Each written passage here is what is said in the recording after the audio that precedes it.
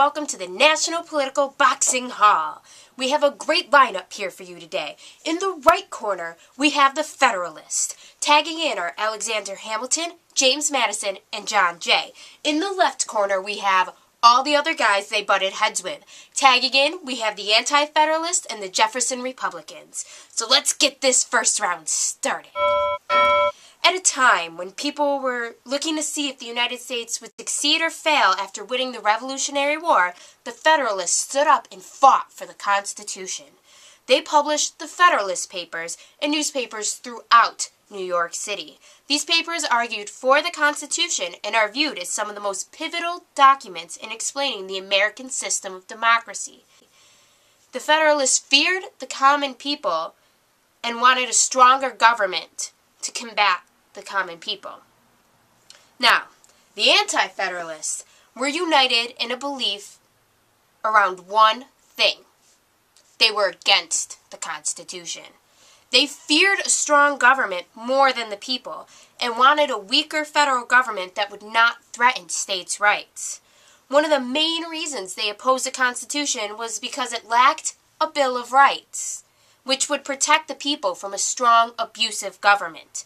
The Federalists believed that a Bill of Rights wasn't necessary because the federal power was limited by the Constitution.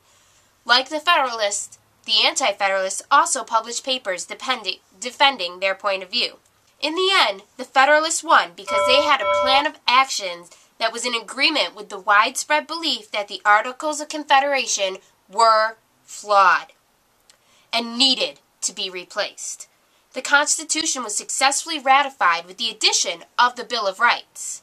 After this, the Anti-Federalists were no longer a strong voice in government since their fight was over, and the Federalists continued to be a voice competing against. So round one of this boxing match goes to the Federalist in the right corner.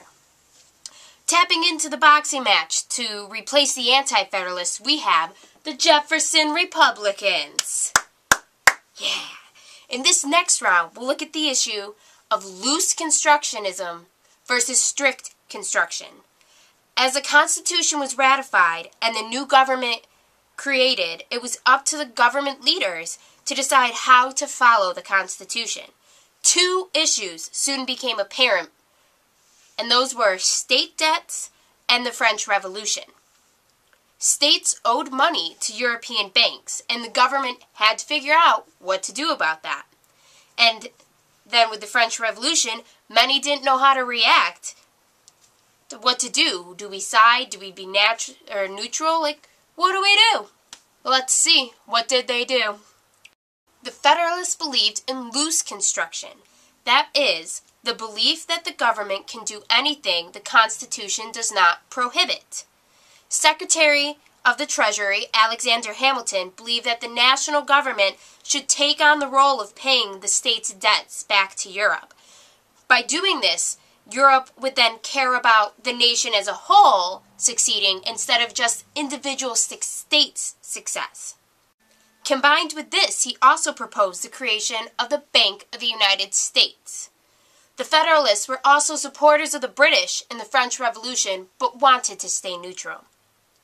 So then you have the Jefferson Republicans, standing on the opposite side of the ring, and they believed in strict construction of the Constitution, meaning the government should not do anything that the Constitution does not specifically say it can do. Their main leader was the Secretary of State, Thomas Jefferson. They opposed the creation of a Bank of the United States because they believed in a small government like the Anti-Federalists. And in regards to the French Revolution, they supported the French because they saw the French Revolution as an extension of the American Revolution. And the French helped them, so why should they not help the French?